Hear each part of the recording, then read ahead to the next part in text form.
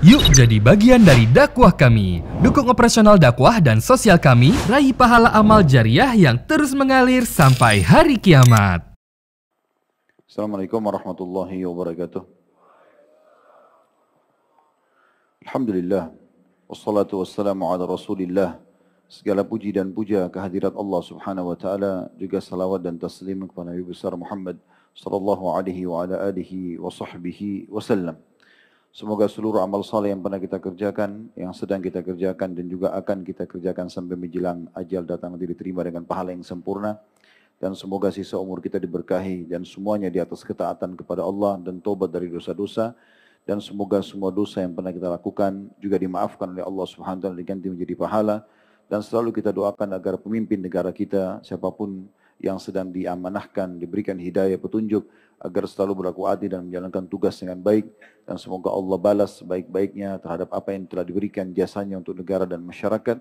Dan semoga kita juga seluruh masyarakat Indonesia selalu gotong royong mendukung pemerintah dalam program-program positif. Dan juga kita selalu saling ingat amar ma'ruf nahi munkar. Dan semoga juga Allah subhanahu wa ta'ala menyatukan kita semua di surga firdausnya tanpa hisab. Mari disatukan dalam majlis ilmu yang mulia ini. Malam ini teman-teman sekalian kita akan bahas dosa yang banyak dianggap remeh oleh orang. Namun Syekh Muhammad rahimahullah menekankan tentang masalah ini. Bab khusus, bab zikir tamannil ma'siyah wal hirs 'alaiha. Artinya bab penyebutan tentang berangan-angan berbuat maksiat dan bersemangat atasnya.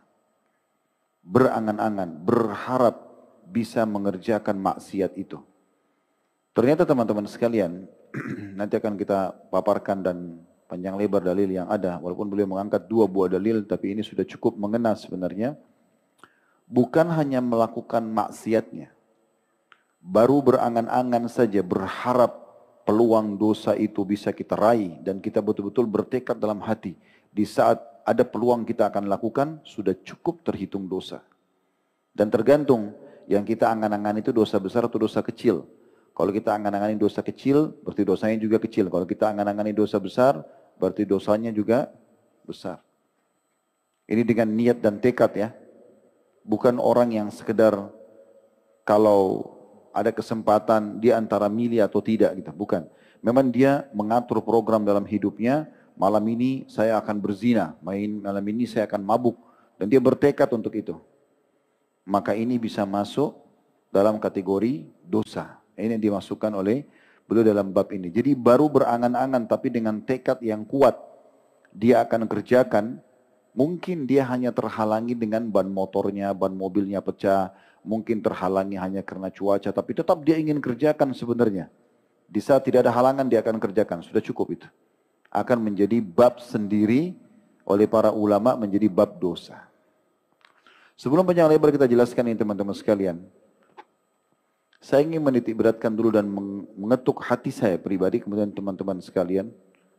Kalau beribadah itu enak, indah. Dicintai oleh Allah, mendapatkan pahala besar, disuka oleh manusia. Sering saya bahasakan dalam pengajian ini. Jadi seperti antum hadir di majelis ilmu seperti ini, tanpa harus melihat siapa yang mengisi materi, asal dia menyampaikan qala Allah, qala Rasul, sesuai dengan pemahaman para salafus salih dari sahabat, dari tabi'in, benar rujukannya, maka dengarkan. Tapi duduk seperti ini punya kenikmatan. Kira-kira teman-teman, kalau tidak punya kenikmatan, apa antum mau datang ke Blok M ini? Jauh-jauh, macet, parkir bayar, harus datang lebih cepat kalau mau di depan dan seterusnya. Kalau nggak ada kenikmatan tersendiri dalam hati kita, nggak mungkin kita mau datang kan? Sekarang sama juga, kalau kita lagi sholat 5 waktu, apalagi di saat antum sudah memprogramkan. Misalnya saya komitmen mulai sekarang mengejar sholat 5 waktu di masjid. Azan saya akan sholat. Antum sudah komitmen. Dan antum jalankan. Walaupun ini adalah baru usaha. Setiap azan pergi. Maka ada kenikmatannya. Terbukti kenikmatannya ada. Kenapa? Pada saat kita luput 1 kali sholat berjamaah, merasa menyesal nggak? Itu berarti di ibadah itu ada kenikmatannya. Otomatis. Ya, nah kenikmatan ini susah dibayar, susah dibeli, nggak bisa, nggak ada nilainya.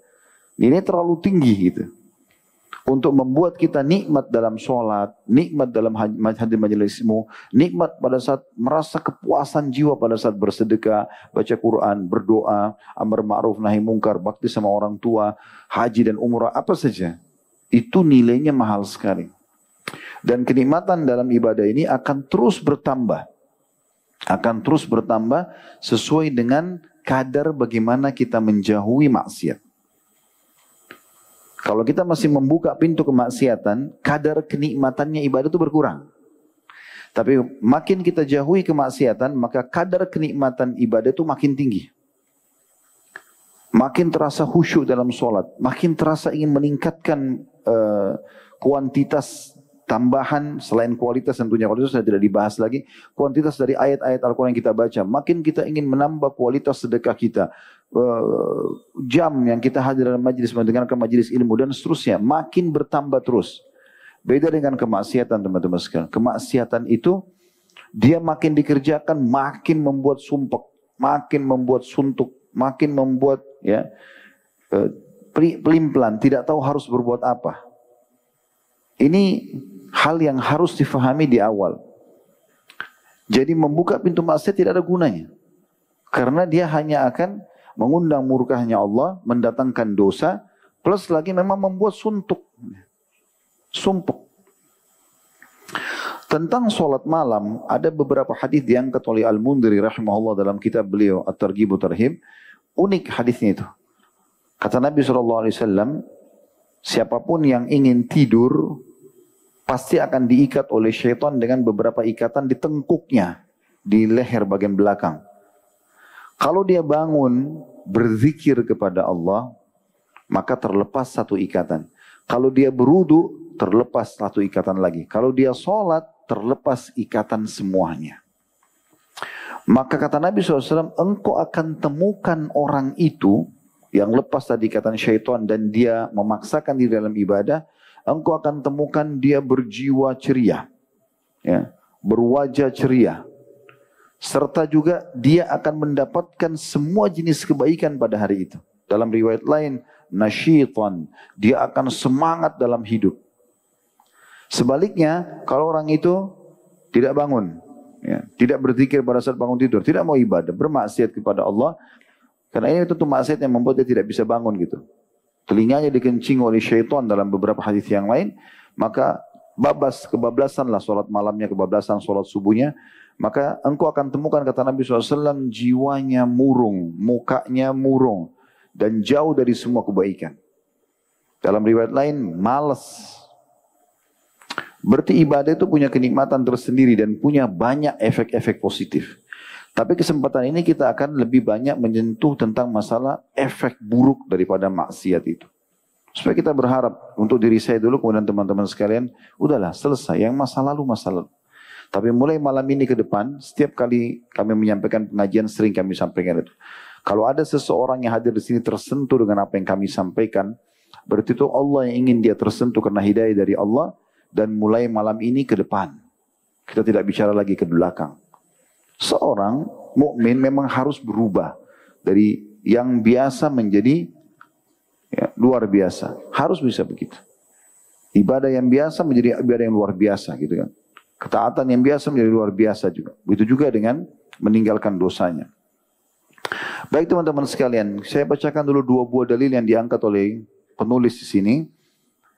Yang pertama hadis dalam As-Sahihain, dalam riwayat Bukhari Muslim dari Abu Bakar radhiyallahu anhu bahwa Rasulullah sallallahu alaihi wasallam bersabda, "Idzal taqal muslimani bisayfihima fal qatilu wal maqtulu fin-nar." Qalu ya Rasulullah, hadzal qatil fama balul maqtul? Qala innahu kana harisan ala qatli sahibihi. Hadis ini riwayat Bukhari Muslim ya. Terjemahannya, kata Nabi SAW, jika 2 orang muslim bertemu, bertarung dengan menggunakan pedang masing-masing, maka yang membunuh dan yang dibunuh dua-duanya masuk neraka. Ya, saya ulangi, jika 2 orang muslim bertemu, bertarung, membawa pedang masing-masing, maka yang dibunuh dan yang membunuh dua-duanya masuk neraka. Para sahabat mengatakan, ya Rasulullah, Orang yang membunuh kami tahu. Jelas dia yang membunuh, dia wajar masuk neraka. Tapi fama balul maktul, bagaimana dengan orang yang dibunuh? Kok bisa masuk neraka juga? Apa kata Nabi SAW?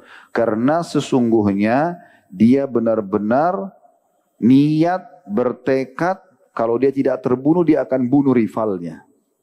Kebetulan kan dia terbunuh. Kalau dia tidak terbunuh dia akan membunuh enggak? Nah seperti itu.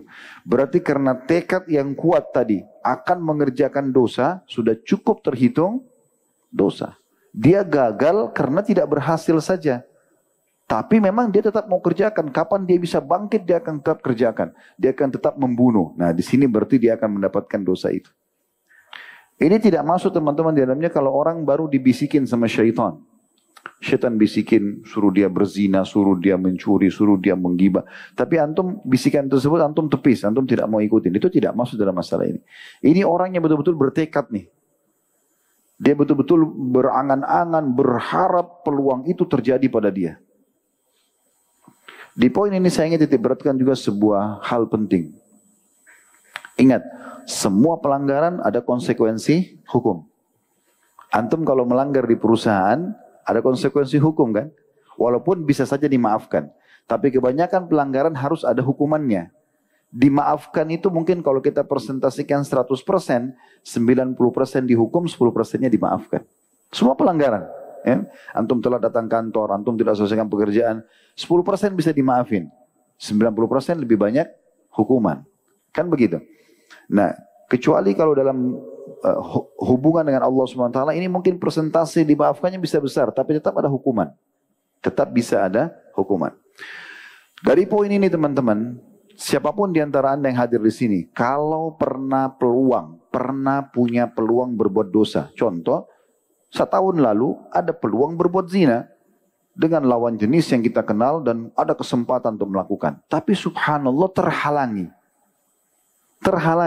Misal tiba-tiba kita sakit atau dia yang sakit atau tiba-tiba putus kontak atau sebenarnya kalau terjadi kesempatan itu kita akan kerjakan dan kita bertekad, itu kan bisa dosa ya. Nah, tapi poin di sini kalau seandainya Allah menghalangi kita nggak jadi buat perzinahan itu, jangan pernah menyesali itu teman-teman sekalian. Jangan bilang coba dulu saya lakukan. Paham gak? Kenapa? Karena kalau antum melakukan, walaupun terbuka pintu taubat setelah ini karena masih hidup, tetap itu ada konsekuensi hukuman. Jadi di saat Allah menyelamatkan kita dari satu perbuatan dosa, berarti kita selamat dari hukuman dosa itu. Jadi jangan sesali. Bisa ditangkap gak pesannya nih? Nah, jadi jangan pernah sesali kesempatan berbuat dosa yang luput, justru syukuri karena tidak jadi. Jangan bilang, oh coba dulu saya lakukan saja. Coba dulu saya mencuri saja, saya gibah saja, saya nipu saja, saya zina saja. Enggak, karena kalau antum melakukan ada konsekuensi hukum. Justru syukuri karena tidak terjadi. Fahami ini ya, karena banyak di antara anak-anak muda biasa terpengaruh begitu. Misal calonnya dulu yang dia ingin nikah, ya sudah nikah. Coba dulu sebelum nikah saya zinai saja. Bisa nggak terjadi begitu? Ya kan? Padahal sebenarnya kalau dia lakukan itu ada konsekuensi hukum. Justru sekarang Allah selamatkan dia. Ini pesan penting ini. Jelas nggak? Sudah pakai mikrofon, sudah pakai bahasa Indonesia, suara saya keras. Nggak jelas juga, biar malaikat yang ambil alih sudah. Baik, dalil yang kedua yang beliau angkat. Ini dua buah dalil saja. Dari Abu Kabsyah Al-Anmari radhiyallahu anhu secara marfu, beliau mengatakan mathalu hadil ummah kamathali arba'ati rijal. Artinya perumpamaan umat ini terdiri dari 4 golongan manusia. Rajulun atahu Allahu malan wa ilma, seseorang yang Allah karuniai ilmu dan harta. Fahuwa ya'malu fi malihi bi'ilmi, maka dia mengaplikasikan ilmunya di hartanya. Dia sudah pintar agama, kaya raya. Lalu dia kontrol ilmunya, hartanya dengan ilmunya. Jadi sumbernya harus halal, keluar juga ke halal. Sudah kita pernah kasih gambaran ini ya. Wa rajulun atahu Allahu ilman wa lam yu'tihi malan. Golongan yang kedua adalah orang yang Allah karuniahi ilmu tapi enggak punya harta. Ya. Faqala law kana li malun mithlu mali fulan la amiltu fihi mithla amalihi. Lalu dia bertekad, dia berkata antara dia sama Tuhannya Allah, dia niat dengan dalam hatinya dengan tulus, kalau seandainya Allah memberikan saya sama dengan fulan, golongan pertama yang sibuk mengontrol uangnya dan mengeluarkan sesuai dengan ilmunya sehingga suka berinfak di jalan Allah, maka saya akan buat yang sama. Kata Nabi SAW, fahuma fi ajri sawa. Pastikan kedua orang ini sama pahalanya. Padahal golongan kedua belum sempat mengerjakan karena nggak punya harta. Antum lihat masjid ini besar. Oh, Masya Allah besar sekali masjid ini. Di titik ini antum bisa dapat pahala seperti pendirinya masjid ini. Pernah nggak berpikir begitu? Ini mahal ini, antum harus bayar ana sampaikan ini. Karena pahalanya luar biasa. Bayar dengan doa, bukan duit. Jangan su'udzon. Potong-potong ceramah lagi. Oh, Ustadz ini suka duit. Suka duit. Saya mengkeluarin duit insya Allah. Sekarang bagaimana caranya? Antum jadi golongan yang kedua. Antum kan tidak punya kesempatan bangun masjid di sini, benar nggak? Mungkin tidak punya uang, mungkin tidak punya kesempatan, masjid sudah terbangun. Bagaimana caranya raih pahalanya nih? Oh, ribuan orang bisa hadir begini, dipakai waktu 5 waktu sholat, dipakai Jumatan. Benar nggak? Niat, ini golongan kedua nih. Ya Allah, kalau seandainya antara antum sama Allah, jangan ribut-ribut. Dengarin nih, saya mau bicara. Ya Allah, kalau seandainya engkau berikan aku peluang, tulus dari hati antum ya. Peluang seperti yang dirikan masjid Blok M ini, saya akan juga buat yang sama. Tapi benar dalam hati antum ya, di saat Allah kasih peluang, antum akan lakukan. Maka masuk dalam hadis ini, fahuma fi ajri sawa, sama pahalanya. Gampang nggak? Gampang. Cuma tidak semua orang dapat taufik. Antum coba cari siapa ulama besar dunia, ilmunya nyebar di mana-mana. Banyak ulama Masya Allah yang menguasai berbagai macam bahasa, tulis banyak kitab gitu kan. Antum coba cek, oh ini Masya Allah, nyebar ilmunya di mana-mana. Antum tidak punya ilmu seperti dia, Allah nggak kasih antum. Tapi antum bawa hadis ini. Antum tekad dalam hati, ya Allah, kalau seandainya engkau berikan peluang aku seperti dia, aku akan buat yang sama. Pahalanya sama. Itu hadisnya begini. Enak gak? Enak ya. Tapi jeli. Biasanya Allah subhanahu wa ta'ala berikan taufik orang berfikir ke sana dan akhirnya bisa dia raih pahala itu. Betul-betul orang yang hatinya bersih teman-teman. Maksiat membuat tidak ada pemikiran ke situ. Tapi di saat antum tutup pintu maksiat dan antum taubat nasuha kepada Allah, Allah berikan peluang-peluang seperti ini. Banyak muncul ide kita di ibadah-ibadah yang tidak terfikir oleh orang banyak. Sehingga dengan itu antum bisa meraih derajat yang tinggi. Bayangkan apa yang baru kita bacakan tadi hadis dan baru apa yang saya jelaskan ini. Kalau antum melakukan di semua prestasi yang sudah pernah orang muslim lakukan, itu luar biasa. Luar biasa. Saya kadang-kadang teman-teman pada saat merenungi hadis ini dan merenungi perbuatan ini, bagaimana caranya kita meraih derajatnya para sahabat. Sahabat Nabi hidup bersama Nabi. Ada yang jadi ipar Nabi, ada yang jadi mertua Nabi, ada yang jadi anak mantu Nabi. Setiap hari sholat bersama Nabi. Berjamaah. Setiap hari Nabi mengatakan infak, mereka sumbang hartanya. Pergi berjihad bersama Nabi. Ada yang jadi jenazah disolati oleh Nabi, didoakan oleh Nabi. Luar biasa. Baik, sekarang kalau kita berpikir pendek teman-teman, ya sudahlah itu kan sahabat Nabi.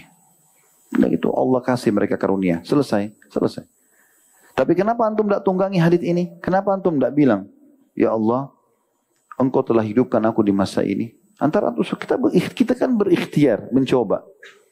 Seandainya engkau hidupkan aku di masa itu, dan engkau berikan aku kesempatan untuk menjadi sahabat Rasulullah SAW, aku juga akan buat seperti mereka. Ini panen pahalanya luar biasa. Tapi pernah nggak berpikir itu sebelumnya? Belum kan? Itu pentingnya ilmu teman-teman sekalian. Jadi bukan cuma otodidak hafal hadis tapi tidak faham bagaimana aplikasi dalam kehidupan.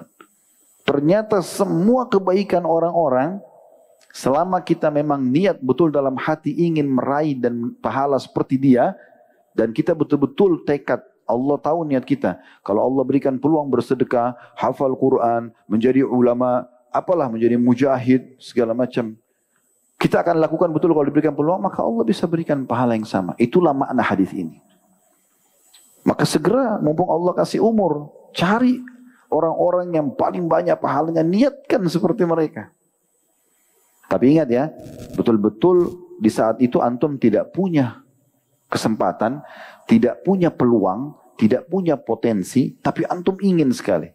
Kita saya kasih contoh, masjid ini kan sudah tidak mungkin. Antum mau bangun lagi masjid, walaupun antum punya uang di Blok M sudah nggak dikasih tempat lagi. Ya kan? Tapi kan masjid sudah terbangun. Masa kita cuma datang sholat dan pengajian? Rugi. Niatkan supaya kalau Allah berikan kesempatan, saya juga akan buat yang sama. Dan tarik ini di semua jenis ibadah. Indah nggak? Indah sekali itu. Ini mahal. Kalau antum pulang bawa ini saja malam ini sudah cukup buat saya. Bawa ilmunya. Ya. Selanjutnya hadisnya ini jadi saksi bahasan kita. Golongan yang ketiga kata Nabi SAW, وَرَجُلًا آتَاهُ اللَّهُ مَالًا وَلَمْ يُؤْتِهِ عِلْمًا فَهُوَ يَخْبِتُ فِي مَالِهِ لَا يَدْرِي مَا لَهُ مِمَّا عَلَيْهِ. Orang yang Allah kasih harta, tapi dia menyalahgunakan harta itu di jalan maksiat kepada Allah. Dia tidak pernah tahu dari mana sumbernya, kemana dia mau keluarkan. Jadi maksiat kepada Allah. Sehingga akhirnya hartanya itu cuma dipakai diskotik, bar, maksiat kepada Allah. Kemudian golongan keempat, وَرَجُلٌ لَمْ يُؤْتِهِ اللَّهُ مَالًا وَلَا عِلْمًا. Orang yang Allah tidak kasih ilmu, udah bodoh agama, tambah lagi miskin. Ya. Kemudian, فَقَالَ, dia berkata, لَوْ كَانَ لِي, kalau seandainya aku memiliki misla fulan, seperti si fulan itu, la amiltu fihi misla ma amil, atau misla amali fulan. Kalau saya punya peluang seperti dia, saya akan buat yang sama. Tekad dalam hati, kalau saya juga kaya seperti dia, saya juga akan bunuh orang, bangun diskotik, berzina sana sini, ya, apalah, ya, main judi dan seterusnya. Maka kata Nabi SAW, fahuma fi wazri sawa, maka sama dosanya. Nah ini sama tarik tadi. Hati-hati. Jangan lihat ada satu keluarga kita, tetangga, sebangsa kita, sukses. Kaya raya, jabatannya tinggi. Tapi jauh dari agama. Banyak pinjamin riba, banyak buat maksiat. Lalu antum bilang, coba saya juga sama seperti dia. Ya udah, dapat dosa. Padahal antum nggak buat dosa itu. Antum tidak riba, antum tidak membunuh, antum tidak berzina, tidak foya-foya, tapi antum karena bertekad mau, ya sudah dikasih. Nah ini saksi bahasannya. Ini saksi dalil yang dibutuhkan untuk dibahas pada kesempatan ini. Ini dalil yang paling kuat teman-teman sekalian diangkat oleh beliau sehingga masuk dalam kategori dosa besar. Jadi sekali lagi, karena berazam dan bertekad memang di saat peluangnya datang langsung dilakukan. Ini tidak masuk sekali lagi orang yang baru dibisikin syaitan, suruh lihat perempuan itu, suruh lihat laki-laki itu, suruh ini, suruh gibah. Tapi kita masih melawan dalam diri kita, itu tidak masuk dalam masalah ini. Ini betul-betul orang yang mau melakukan, dia cuma terhalang saja. Terhalangnya itu karena ban motornya pecah lah, hujan, lebat lah apa. Tapi pada saat redah dia langsung lakukan. Nah ini berarti sudah dapat dosanya. Baik, kita coba lebih dalam teman-teman sekalian bahas, dan ini termasuk inti bahasan kita, pengaruh dosa terhadap individu bahkan terhadap bangsa, negara yang dia hidup. Yang pertama, terhalang dari ilmu. Kapan orang buka pintu-pintu dosa ini, ilmunya sedikit, nggak berkah. Kalaupun ada nggak berkah. Berapa banyak orang yang coba menghafal Al-Quran tapi akhirnya tidak mampu. Berapa banyak orang yang coba menghafal hadis-hadis tidak mampu. Berapa banyak orang yang coba menghafal masalah-masalah fikih tidak mampu. Hafal lupa, hafal lupa. Dia tidak sadar itu sebenarnya efek dosa. Tapi di saat antum justru sebaliknya menjaga hubungan baik dengan Allah, komitmen aja, jaga sholat-sholat yang wajib, ibadah yang wajib, kemudian ditingkatkan kualitasnya, kemudian ditambah dengan ibadah sunnah, terus begitu, tutup semua keran-keran dosa, nanti akan naik level antum di situ, maka ini dengan sendirinya akan ada keberkahan. Disebutkan oleh Ibnu Taimiyah rahimahullah, beliau mengatakan, kurang lebih terjemahnya dalam Majmu' Fatawa beliau di jilid 14 halaman 152 ya. Allah Ta'ala telah menjadikan sebagian perkara untuk menghukum manusia akibat dosa. yaitu diambilnya hidayah dan ilmu yang bermanfaat. Anda pernah dengar nggak kisahnya Ibnu Taimiyah ini? Ibnu Taimiyah ini subhanallah ya, di antara kisahnya, saking luasnya ilmu beliau pernah dipenjara, sampai beliau penuhi dinding penjara itu dengan ilmu, ditulisin sama dia. Pada saat beliau keluar, ilmunya itu dinukil oleh murid-muridnya, diambil. Sampai dia tidak tahu harus ngomong sama siapa karena di penjara, dikucilkan, beliau tulis di sana sini. Keberkahan yang luar biasa. Sekarang berapa banyak dinukil perkataan-perkataan beliau, dikaji kitab-kitab beliau gitu kan. Allah berikan keberkahan. Ini semua adalah hasil daripada ketaatan dan jauh daripada kemaksiatan. Ini contoh. Ini teman-teman saya bacakan dari buku Dampak Buruk Maksiat Bagi Diri dan Keluarga ya. Tulis oleh Abdul Hadi bin Hasan.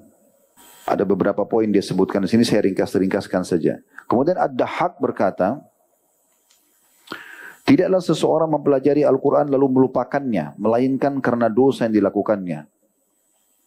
Hal itu sesuai dengan firman Allah SWT dalam surah Asy-Syura ayat 30 yang bunyinya wa ma asabakum min musibatin fabima kasabat aydikum wa ya'fu an katsir.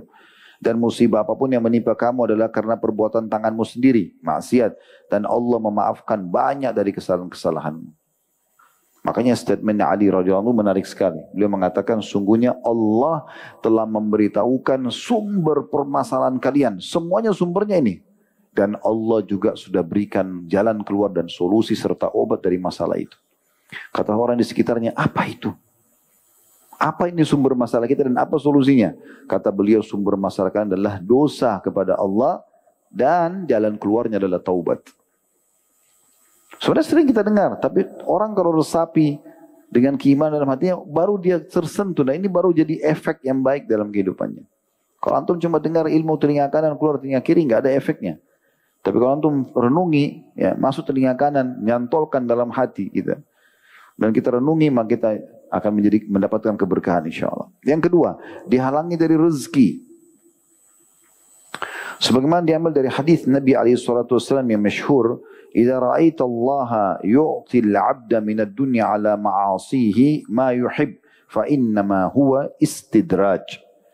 Jika engkau melihat manusia, jika engkau melihat Allah memberikan kepada hamba apa yang disukainya dari dunia atas kemaksiatannya, banyak buat dosa tapi tetap melimpah rezekinya, maka itu adalah istidraj, tahapan siksaan. Kemudian Nabi SAW membaca firman Allah dalam surah Al-An'am ayat 44. Masih lanjutan hadis tadi ya. فَلَمَّا نَسُوا مَا ذُكِّرُوا بِهِ فَتَحْنَا عَلَيْهِمْ أَبْوَابَ كُلِّ شَيْءٍ حَتَّى إِذَا فَرِحُوا بِمَا أُوتُوا أَخَذْنَاهُمْ بَغْتَةً فَإِذَا هُمْ مُبْلِسُونَ. Maka ketika mereka melupakan peringatan yang telah diberikan kepada mereka, kami pun membukakan semua pintu kesenangan untuk mereka. Kalau orang yang sudah sering diingatkan, jangan akhi, jangan ukhti, dosa, tidak mau dengar, Allah sengaja memang berikan dia segala pintu rezeki. Kesenangan, kegembiraan, akak-akak, ketawa sana sini, tidak merasa salah dengan apa yang dia lakukan. Tiap hari begitu aja hidupnya, Allah sengaja bukakan itu. Kata Allah, maka ketika mereka melupakan peringatan yang telah diberikan kepada mereka, kami pun membukakan semua pintu kesenangan untuk mereka. Sehingga ketika mereka bergembira dengan apa yang diberikan kepada mereka, kami siksa mereka secara tiba-tiba. Maka ketika itu mereka terdiam putus asa. Hadis ini diriwayatkan oleh Imam Ahmad di jilid 4 halaman 145. Tentu masih banyak yang dituliskan, tapi saya ringkas-ringkaskan. Kemudian kita masuk yang ketiga. Disulitkan berbagai urusan bagi pelaku maksiat. Urusan-urusannya dipersulitkan. Dan ini diangkat di sini dalil surah At-Talaq, surah nomor 2 ayat 2 sampai ayat 3. Wa may yattaqillaha yaj'al lahu makhraja wa yarzuqhu min haitsu la yahtasib. Barang siapa yang bertakwa kepada Allah, niscaya Allah akan membukakan jalan keluar baginya dalam kehidupannya dan akan memberinya rezeki dari arah tidak disangka-sangka. Berarti makna daripada ayat ini, siapa yang tidak bertakwa kepada Allah, justru Allah persempit dia. Ya, persempit dalam kehidupannya. Sumpek dalam kehidupannya. Yang keempat, terhalangi dari ketaatan. Jadi sulit untuk ibadah. Ya, sulit untuk ibadah. Dan itu diambil dari statement yang disampaikan oleh Abdullah bin Umar radhiyallahu anhu, Beliau mengatakan, aku sempat melakukan satu perbuatan dosa. Ya, dia tidak sebutkan kecil atau besar, dia cuma mengatakan satu perbuatan dosa yang sudah cukup menghalangiku untuk mengerjakan sholat subuh berjamaah sebulan. Jadi kapan antum biasa sholat malam tiba-tiba nggak bisa bangun? Langsung introspeksi diri, ada dosa antum melakukan itu. Tiba-tiba antum kebablasan subuh, ya udah mau terbit matahari, dosa. Nggak ada yang lain. Terhalangi dari ketaatan berarti karena dosa. Tapi kapan antum jauh dari dosa, maka akan dimudahkan oleh Allah Subhanahu wa taala untuk melakukan ketaatan-ketaatan tersebut. Kemudian yang kelima, jika dosa itu bertambah banyak, maka dikunci hati pelakunya sehingga ia termasuk orang-orang yang lalai. Jadi kalau terus diulang-ulangi dosa itu, maka hatinya terkunci jadi keras. Sulit sekali tersentuh. Mau gempa bumi, mau longsor, mau banjir, mau temannya tabrakan di depan mata dia, kepalanya bocor, mati, dia bisa selamat, tidak ambil pelajaran. Itu kan ada dampak maksiat. Orang itu kalau bersih hatinya dan banyak ketaatannya kepada Allah, sedikit perkara. Para salafus saleh ingat riwayat yang mereka mengatakan, aku tahu aku punya dosa pada saat aku melihat perubahan sikap dari istriku, pasangan hidupku, tungganganku, bahkan tikus yang masuk ke dalam rumahku. Bayangkan tikus saja lewat di rumahnya, oh berarti ada dosaku. Coba begitu. Ada di antara mereka kalau lewat di satu tempat tercium bau busuk, bau bangkai, bau sampah. Langsung astagfirullah wa atubu ilaih, ini ada dosa ini. Padahal sebenarnya itu umum, orang semua lewat akan cium bau itu, tapi dia berpikir Allah tidak mungkin lewatkan saya di sini dan saya menciumnya kecuali ada peringatan. Begitu mereka. Pekah sekali. Ya. Nabi Daud alaihissalam dalam Al-Quran disebutkan, Allah uji dia. Allah lemparkan bangkai di depan singgasananya. Langsung beliau sujud kepada Allah. Padahal Allah mengatakan dalam Al-Quran cuma menguji. Gitu kan. Tapi saking takutnya kepada Allah, jangan sampai itu adalah hukuman. Nabi Muhammad SAW itu kalau lihat mendung, awan yang gelap, beliau gelisah, mondar-mandir sana-sini. Gelisah. Sampai Aisyah mengatakan, ya Rasulullah, kenapa anda gelisah begini? Dia mengatakan, wahai Aisyah, saya tidak tahu apakah yang akan turun dari awan itu air berkah, air hujan, atau azabnya Allah. Kita nggak pernah tahu. Karena kan dosa kadang-kadang kita tidak sadari. Tapi sudah ada efek yang bisa datang kepada kita. Coba bayangkan. Disebutkan juga dalam sebuah athar, Nabi Nuh alaihissalam pada saat anaknya tenggelam, dalam Al-Quran sempat diceritakan atau digambarkan, dia mengatakan innahu min ahli. Dia mengatakan, ya Tuhanku, ini anakku. Tapi Allah bilang, innahu laysa min ahli, innahu amalun ghairu salih. Bukan lagi keluargamu itu, amalnya tidak baik. Lalu Allah menekankan setelah itu mengatakan, ya, dan aku tidak mau hai Nuh sampai kau termasuk orang-orang yang jahil. Wa inni a'iduka an takuna minal jahilin. Maka Nabi Nuh alaihissalam saking takutnya dengan ancaman Allah ini, jangan sampai kau termasuk orang-orang jahil. Allah sudah tenggelamkan, berarti Allah punya maksud di situ. Karena Allah bisa selamatkan anaknya Nuh, karena memang dalam keadaan kafir, enggak mau dengar ayahnya. Maka karena itu Nabi Nuh ditegur oleh Allah Subhanahu wa taala, maka Nabi Nuh alaihissalam tidak berani mengangkat kepalanya ke langit 40 tahun. Saking takutnya dengan Allah Subhanahu wa taala. Jadi begitu luar biasa mereka pekah dalam memahami kalau itu adalah dosa-dosa. Kita tutup dengan hadis ini dulu, baru kita azan insyaallah dan salat. Hadis yang diangkat di poin kelima, efek daripada dosa ini adalah hadis yang diriwayatkan oleh Tirmidzi dan dihasankan oleh Syekh Albani. Kata Nabi SAW, innal abda idza akhta khati'a nukitat fi qalbihi nuktatun sauda. Sesungguhnya seorang hamba kalau melakukan satu dosa, maka dalam hatinya akan muncul satu bercak hitam. Fa idza huwa naza'a wastaghfara wa taba suqila qalbuh. Dan jika dia berhentikan kesalahan itu, beristighfar dan bertaubat, maka hatinya cemerlang kembali. Wa in 'ada zida fiha hatta ta'lu qalbah. Dan kalau dia ulangi lagi dosa itu, maka bercak hitam itu semakin bertambah sehingga menutupi hatinya. Wa hurran alladhi dzakarallah. Dan dia makna arran yang menutupi, yang disebutkan oleh Allah dalam firman-Nya, kalla barrana ala qulubihim ma kanu yaksibun. Dan sekali-kali tidak bisa mereka selamat, sebenarnya apa yang selalu mereka usahakan itu telah menutupi hati mereka. Demikian pula sabda Nabi SAW di dalam hadis yang diriwayatkan oleh Imam Muslim. Kata Nabi SAW, la yantahiyanna aqwamun an wad'ihimul jumu'at aw la yakhtimanna Allahu ala qulubihim thumma la yakununna minal ghafilin. Hendaklah beberapa kaum berhenti untuk meninggalkan sholat Jumat, suka melalaikan Jumat, dan Allah benar-benar akan menutup hati mereka. Kemudian mereka benar-benar termasuk orang-orang yang lalai. Kita sudah sebutkan tadi 5. Yang keenam adalah adanya datangnya bencana. Datangnya bencana. Jadi bencana ini bisa berupa penenggelaman ke dalam bumi, bisa gempa, bisa banjir, bencana intinya. Sesuai dengan Allah Subhanahu wa taala berfirman dalam surah Al-Ankabut ayat 40.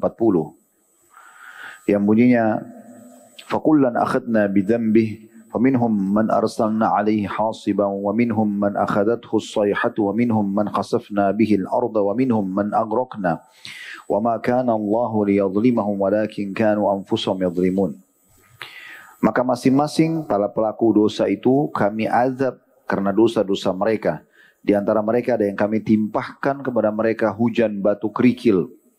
Ada yang ditimpa suara keras yang mengguntur. Ada yang kami benamkan ke dalam bumi. Dan ada pula yang kami tenggelamkan. Allah sama sekali tidak hendak menzalimi mereka. Akan tetapi mereka lah yang menzalimi diri mereka sendiri. Jadi dari ayat ini jelas sekali bagaimana efek dosa itu akan mendatangkan berbagai macam jenis hukuman Allah Subhanahu wa taala. Umumnya kalau pelanggaran sama maka hukuman sama. Para pelaku zina, homoseksual, lesbian akan sama. Apa yang telah menimpa orang-orang sebelum mereka akan sama. Para pemabuk, pejudi akan sama juga menimpa mereka.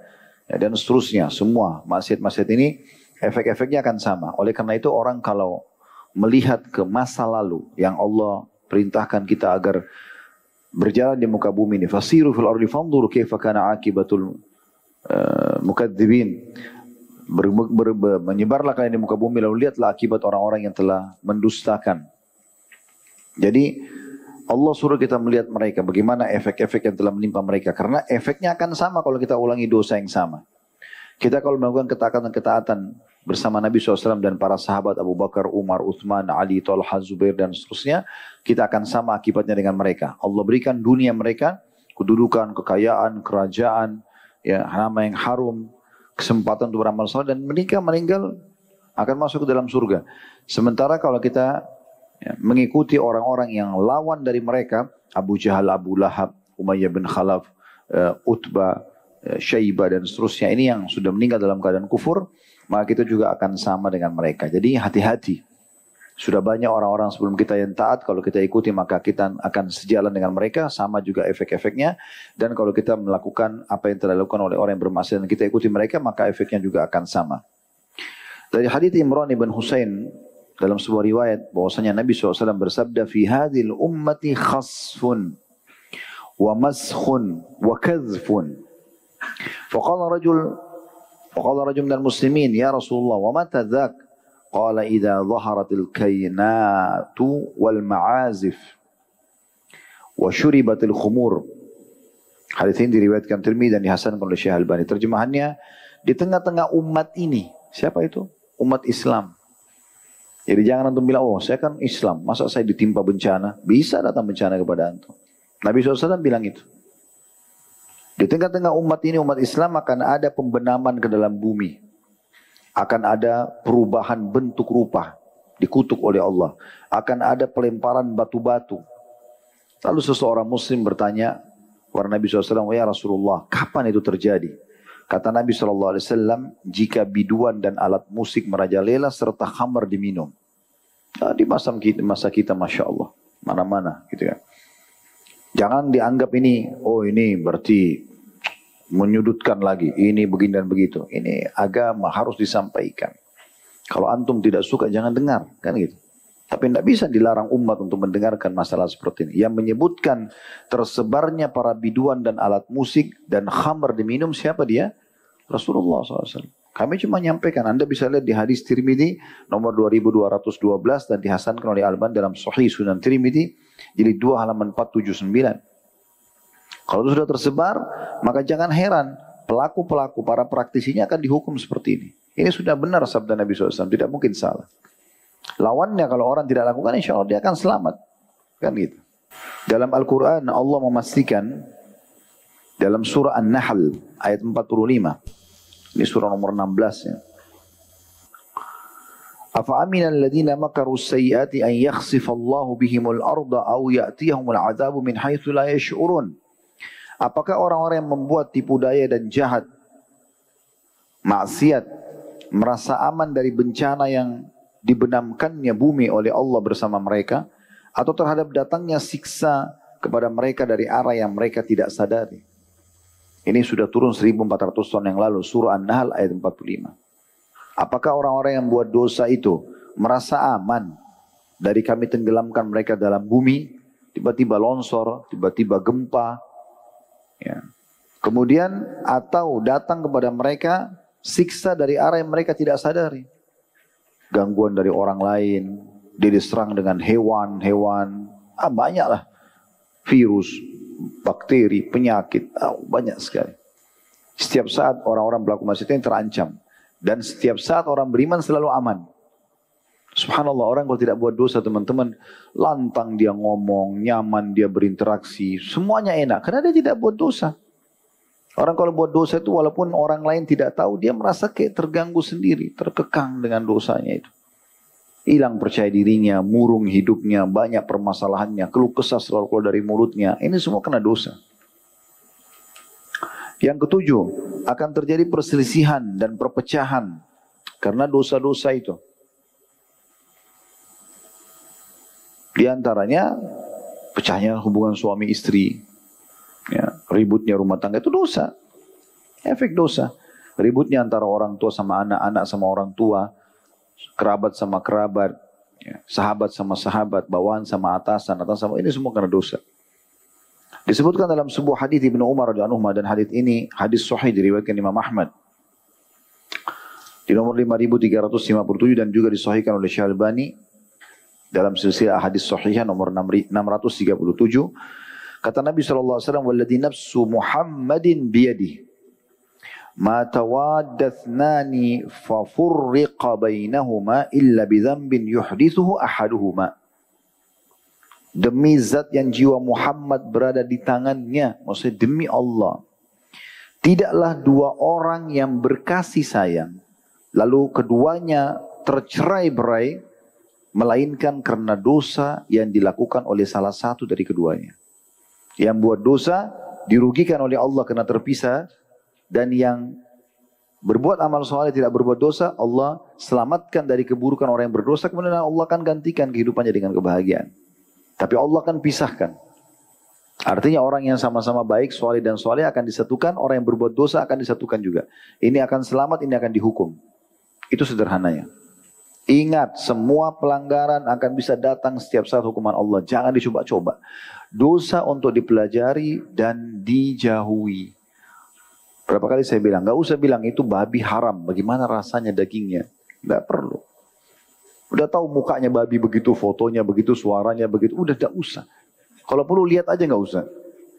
Udah tahu haram, yang penting Allah sudah tahu, beritahukan kan. Sekarang teman-teman gini, antum masuk di perusahaan nih. Perusahaan akan sampaikan supaya antum dapat gaji, kerjakan 1, 2, 3, 4, 5, antum kerjain semua, dapat gaji, dapat ini, dapat ini, dapat ini. Perusahaan pun berharap antum buat itu, ya kan. Tapi dari sisi perusahaan akan bilang, ingat ya, jangan langgar ini, jangan langgar ini, jangan langgar ini. Perusahaan tidak berharap antum melanggar, tapi kalau antum melanggar, antum kena konsekuensinya. Nah, Allah SWT tidak mau menghukum kita. Allah tidak mau kita buat dosa. Makanya Allah sampaikan, kalau kau buat dosa akan kena hukuman. Loh. Dosa itu dipelajari untuk dijauhi. Gak usah dicoba. Amal soleh dipelajari untuk diterapkan. Begitu konsepnya. Apalagi teman-teman yang masih Allah berikan umur muda, Masya Allah. Di saat ini justru energik, ya masih energik begini, masih semangat. Ya, berbanyak ibadah. Jangan nanti sudah tua baru susah gitu. Kayak banyak orang di luar sana sudah tua tapi tidak mau tobat. Makin saja maksiat, bangga, pamer di media, menari-menari sana sini, sudah tua. Rambut sudah ubanan. Tidak takut kepada Allah SWT. Ini kalau mati, untung apa dia nih? Dapat apa gitu? Ruginya luar biasa. Allah menyebutkan dalam Al-Quran, وَقَدْ جَاءَكُمُ النَّذِيرُ, dan telah datang kepada kalian peringatan-peringatan. Maknanya, nanti kalau malaikat maut datang akan berkata kepada kita semua, kan sudah datang peringatan. Peringatan itu kata sebagian ulama tafsir, dalam Al-Quran disebutkan, itu salah satunya adalah munculnya uban. Salah satunya adalah adanya keturunan, generasi yang akan menggantikan kita. Salah satunya adalah meninggalnya kerabat-kerabat atau orang tetangga yang kita pernah kenal. Semua itu peringatan. Artinya kita setiap saat akan seperti itu. Pasti. Jangan menyesal teman-teman sekalian nanti kalau sudah tiba waktu. Dulu saya sudah dengar ceramah tapi sayang saya nggak mau dengar. Saya nggak mau ikutin. Ya rugi sendiri. Saya nggak mungkin teman-teman datang ke rumah antum masing-masing ketuk. Ingat akhi, sholat. Ingat gini. Ingat ukhti begini. Tidak bisa. Kita cuma teriak-teriak di mikrofon begini. Ayo, ayo. Nah tinggal keputusan di tangan antum. Tapi ingat, telah tegak hujah pada antum sekarang, Allah sudah sampaikan. Mau jadi baik-baik. Dan begini, kalau mau jadi orang baik, sekaligus jadi orang baik. Sekalian, jangan setengah-setengah. Jangan hijrah tapi masih ada sedikit. Tidak usah. Dosa tidak usah dicoba. Sekarang jadi orang baik. Apapun orang bicara terserah. Pokoknya saya selamatkan diri saya sendiri. Dan makin kita pupuk keimanan itu amal soleh, maka akan nikmat nanti dia. Baik, jadi kata Nabi SAW, demi zat yang jiwa Muhammad berada di tangannya, tidaklah dua orang berkasih sayang, lalu keduanya tercerai, melainkan karena dosa yang dilakukan oleh salah satu dari keduanya. Demikian pula hadis Nu'man ibn Bashir radhiyallahu anhuma, beliau dan ayahnya dua-duanya sahabat, Rasulullah SAW menghadap wajahnya kepada orang-orang setelah berkata, Aqimu sufufakum thalathan, luruskan saf kalian, waktu beliau mengimami sholat. Sambil mengarahkan wajah beliau kepada para sahabat makmum. Wallahi latuqimunna sufufakum aw la yukhalifannallahu baina qulubikum. Demi Allah, kalian benar-benar meluruskan saf kalian atau Allah benar-benar akan menyisihkan di antara hati kalian. Qala fara'aitu ar-rajula yulsiqu mankibahu bimankibi sahibihi wa rukbatahu birukbati sahibihi wa ka'bahu bika'bihi. Maka kata Nu'man ibn Bashir radhiyallahu anhu, waktu Nabi SAW mengatakan, demi Allah kalian benar-benar meluruskan saf-saf kalian dalam salat atau Allah benar-benar akan menyisihkan di antara hati kalian. Maka dia berkata, aku pun melihat setiap orang dalam saf merapatkan pundak-pundaknya dengan pundak temannya. Lututnya sama lutut temannya. Maksudnya lutut bagian sebelah, kanan dan kiri. Dempet sama teman di sebelah. Dan mata kaki kepada mata kaki temannya. Hadis ini riwayat Abu Daud dan disahihkan. Jadi kata para ulama hadis, ya, ini betul-betul maknanya seperti lafadznya. Kapan tidak mau melakukan ketaatan yang Nabi SAW sudah perintahkan mengatur saf, maka akan berselisih. Dan tidak ada enaknya berselisih. Kita kalau cekcok sama seseorang, itu nggak enak. Karena tadinya kita bersahabat, tiba-tiba kita cekcok, pecah, mau bicara apapun jadi nggak enak. Interaksi jadi nggak enak. Tapi dalam hadis ini dijelaskan ini karena ada dosa yang dikerjakan oleh salah satunya. Yang kedelapan, kemaksiatan itu akan menghapus keberkahan umur. Keberkahan rezeki, keberkahan ilmu, keberkahan amal, keberkahan ketaatan. Tadi semua sudah disebutkan sebenarnya ini masalah rezeki dan sembarang macam ilmu. Tapi di sini ada keberkahan. Apa maknanya keberkahan? Kita akan tercukupi dengan apa yang sudah Allah berikan. Itu keberkahan. Diangkat dalilnya di sini adalah surah Al-A'raf ayat 96. Allah berfirman, walau anna ahlal qura amanu wattaqaw lafatahna alaihim barakatin minas sama'i wal ardi walakin kadzabu fa akhadnahum bima kanu yaksibun. Sekiranya penduduk negeri-negeri itu beriman dan bertakwa, mereka beriman pada Allah dan patuh kepada Allah, pasti kami akan melimpahkan kepada mereka berkah dari langit dan bumi. Tapi ternyata mereka mendustakan ayat-ayat kami, peringatan-peringatan yang sampai kepada mereka.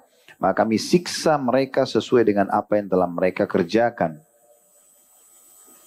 Ayat ini jelas sekali bagaimana Allah Subhanahu wa taala memastikan kalau penduduk negeri itu bertakwa, beriman, maka Allah akan berkahi. Maknanya apa? Kalau mereka bermaksiat akan diangkat keberkahan. Ya, pencukupan terhadap kebutuhan mereka. Dalam hadis yang diriwayatkan oleh Al-Hudzaifah radhiyallahu anhu, hadis ini disebutkan oleh Al-Bazzar dan Al-Albani menyebutkan dengan sanad hasan sahih. Kata Hudzaifah radhiyallahu anhu, qama an-nabiy sallallahu alaihi wasallam fada'a an-nas. Satu hari Nabi sallallahu alaihi wasallam pernah berdiri memanggil orang-orang seraya mengatakan, kemarilah. Faqala halummu ilayya. Fa'aqbalu ilaihi fajalasu. Maka orang-orang pada kumpul kemudian duduk di hadapan Nabi sallallahu alaihi wasallam. Faqal, maka beliau bersabda, hadza rasul rabbil alamin Jibril sallallahu alaihi wasallam nafatha fi ru'i. Ini adalah utusan Rabb semesta alam, Jibril alaihissalam meniupkan dalam hatiku. Annahu la tamutu nafsun hatta tastakmila rizqaha. Bahwasanya ketahuilah, tidak akan mati satu jiwa melainkan telah disempurnakan rezekinya. Wa in abta'a 'alaiha, meskipun terlambat datang kepadanya. Fattaqullah, oleh karena itu bertakwalah kepada Allah. Wa ajmilu fit talab, dan perbaguslah dalam memohon kepada Allah. Wala yahmilannakumul istibta'ul rizq, dan jangan sampai terlambatnya rezeki mendorong kalian untuk mendapatkannya. Jangan sampai keterlambatan rezeki mendorong kalian untuk mendapatkannya dengan maksiat kepada Allah. Di sini dikatakan dasar Arabnya wala yahmilannakum istibta'ur rizq an ta'khuduhu bi ma'siyatillah. Fa inna Allah la yunalu ma 'indahu illa bi ta'ati. Karena sungguhnya Allah tidak akan pernah memberikan apa yang di sisinya dengan kemaksiatan kepadanya. Jadi dari hadis ini jelas sekali bagaimana Nabi SAW memastikan ada wahyu yang sampai kepada beliau. Kalau rezeki itu akan diberikan kepada semua makhluk, tidak mungkin ada pindah rezeki. Ya, tidak mungkin kalau proyek itu kita nggak dapat lalu kemudian berarti rezeki saya diambil, tidak mungkin. Berarti memang belum rezekinya. Lalu dikatakan tidak mungkin Allah Subhanahu wa taala memberikan rezeki kepada ahli maksiat. Di dalam riwayat lain, Muadz bin Jabal radhiyallahu anhu berkata, Nabi SAW berpesan kepada aku dengan 7 kalimat yang menyebutkan diantaranya iyyaka wal ma'siyah fa innal ma'siyata halla sakhatullahi azza wajal. Hati-hati dari maksiat karena dengan maksiatlah murka Allah pasti akan datang. Artinya akan mendatangkan hukuman Allah Subhanahu wa taala. Kemudian dalam hadis yang lain diangkat juga oleh penulis ini, hadis riwayat Ibnu Majah dari Thauban radhiyallahu anhu dari Nabi SAW, beliau bersabda, la'alamanna aqwaman min ummati ya'tuna yaumal qiyamati bihasanatin amthali jibali tihamata bidhan fa yaj'aluha Allahu azza wa jalla haba'an manthura. Qala Thauban ya Rasulullah sifhum lana jallihim lana an la nakuna minhum wa nahnu la na'lam. Qala sallallahu alaihi wasallam ama innahum ikhwanukum min jildatikum wa ya'khuduna min al-laili kama ta'khudun walakinnahum aqwamun idza khalau bi maharimillahi intahakuha. Sungguh aku mengetahui beberapa kaum, kata Nabi SAW, dari umatku ini, umat Islam, akan datang pada hari kiamat dengan membawa kebaikan-kebaikan seperti bukit Tahamah yang putih, bukit yang sangat besar. Ya, orang-orang Madinah mengenal ini sangat besar. Nabi SAW mengatakan pahala mereka seperti gunung-gunung itu. Lalu Allah menjadikannya debu-debu yang berhamburan. Allah tidak terima. Thauban, sahabat Nabi yang merupakan mantan budak Nabi SAW yang Nabi bebaskan, diistilahkan dengan maulan Nabi SAW. Thauban berkata, ya Rasulullah, sifati kepada kami tentang mereka. Terangkan mereka kepada kami dengan jelas, agar kami tidak termasuk di antara mereka. Sedangkan kami tidak menyadarinya. Siapa orang-orang ini bawa pahala bergunung-gunung hari kiamat tapi tidak diterima oleh Allah SWT? Kata Nabi SAW, mereka itu dari saudara kalian dan dari ras kalian. Dari keturunan-keturunan kalian, kaum muslimin. Mereka mengambil malam sebagaimana kalian mengambil. Mereka juga sholat malam. Tapi mereka adalah kaum yang apabila mereka bersua dengan apa yang diharamkan Allah Ta'ala, maka mereka melakukannya. Hadis ini, hadis yang sahih diriwayatkan oleh Ibnu Majah dan disahihkan oleh Syekh Albani. Artinya kalau ada orang di saat dia sendiri tetap dia bermaksiat kepada Allah, dia safar, dan dia berzina, dia mabuk, tapi dia kalau kembali ke negara dia coba kembali lagi jalan Allah. Ini orang-orang yang tidak sadar kalau dia telah buka pintu maksiat dan Allah tetap mengawasi dia. Jadi tidak boleh dibuka pintu-pintu itu. Yang ke-9, hilangnya rasa malu. Yang notabene adalah akhlak paling mulia, paling agung dan paling besar nilainya. Dan Nabi SAW bersabda, inna likulli dinin khuluqa wa khuluqul islamil haya. Sesungguhnya tiap-tiap agama memiliki akhlak, dan akhlak Islam adalah malu. Diriwayatkan oleh Ibnu Majah.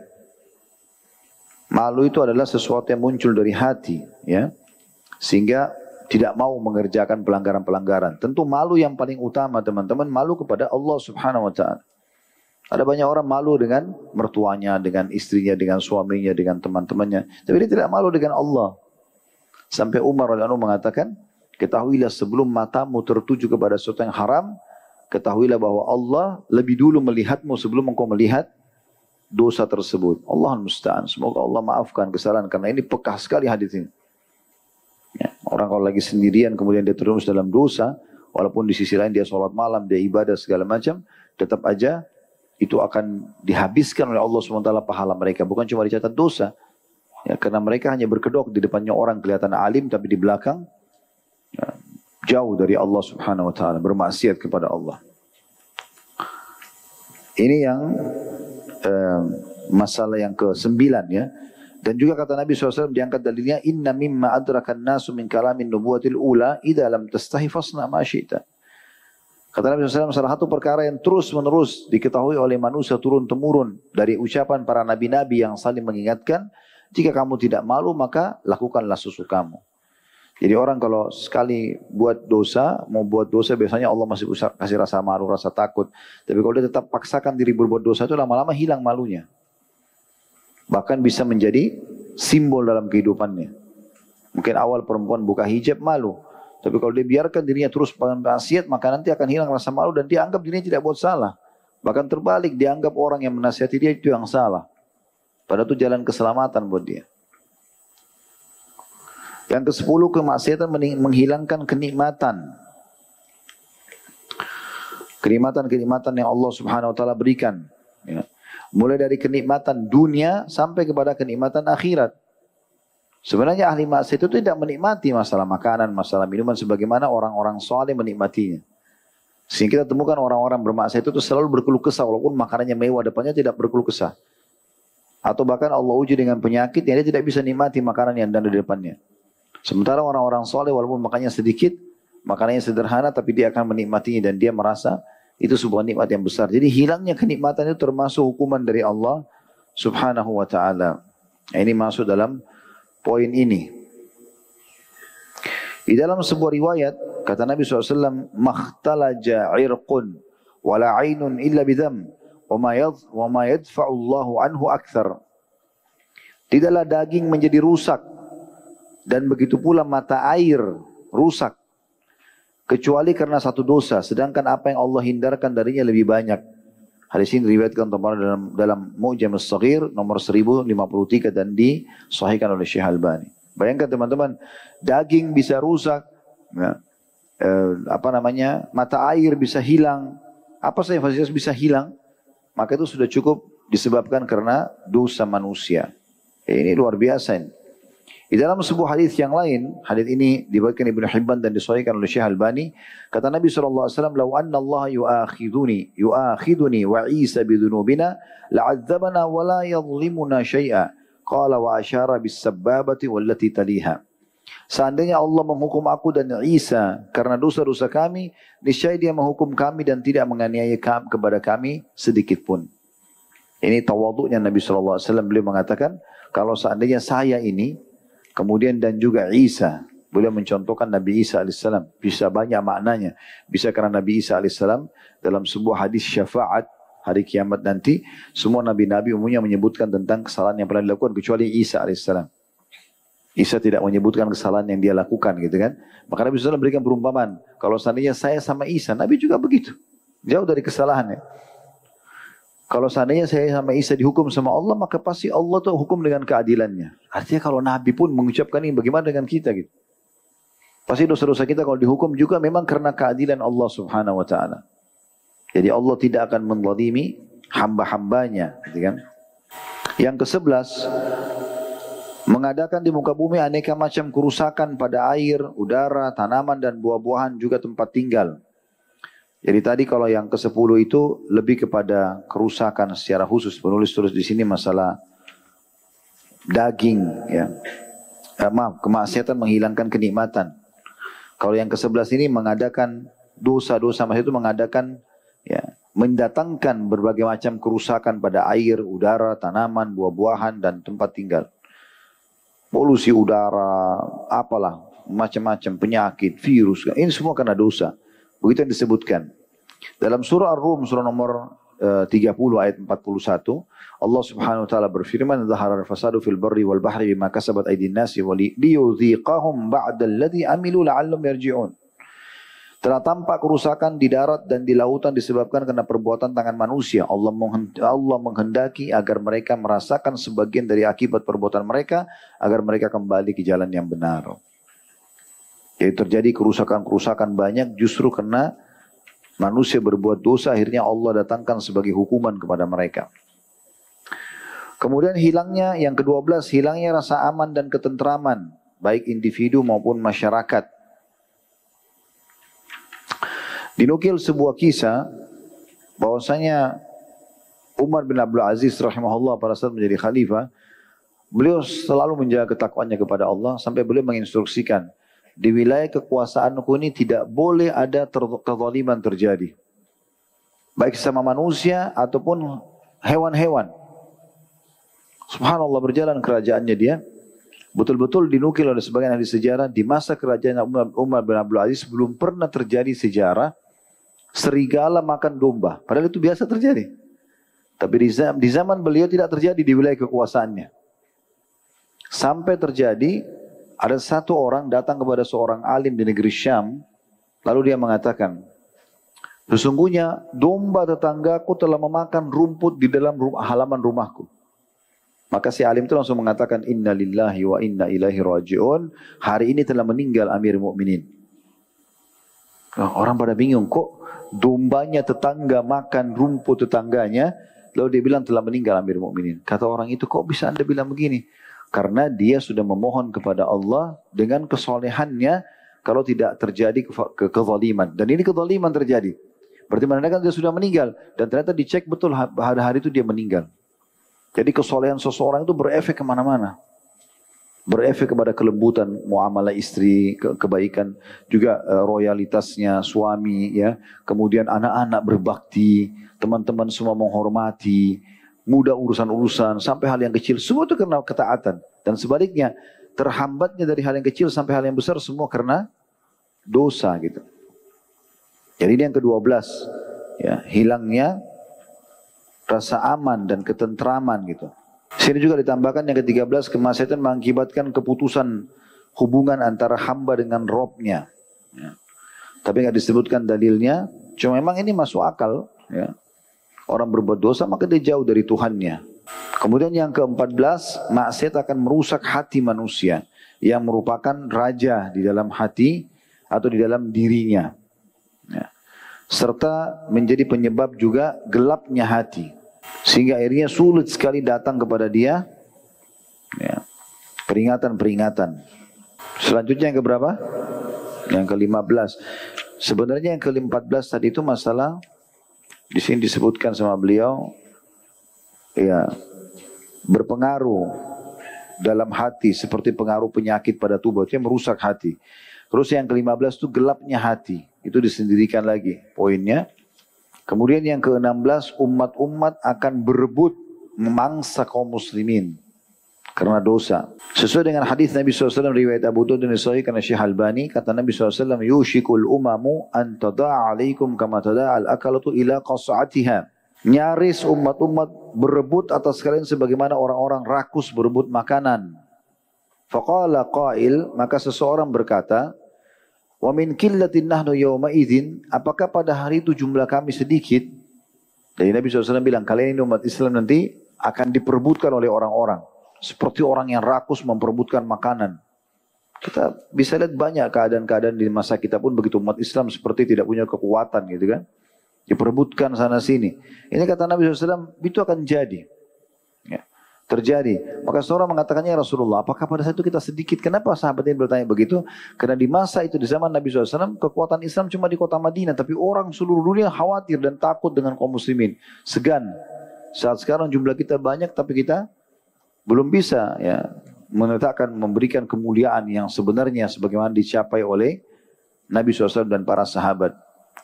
Qala bal antum yawma idzin katsir, kata Nabi SAW, tidak, pada hari itu kalian sangat banyak, walakinakum gusa'un ka gusa'is sail, tapi pada saat itu kalian seperti buih di lautan.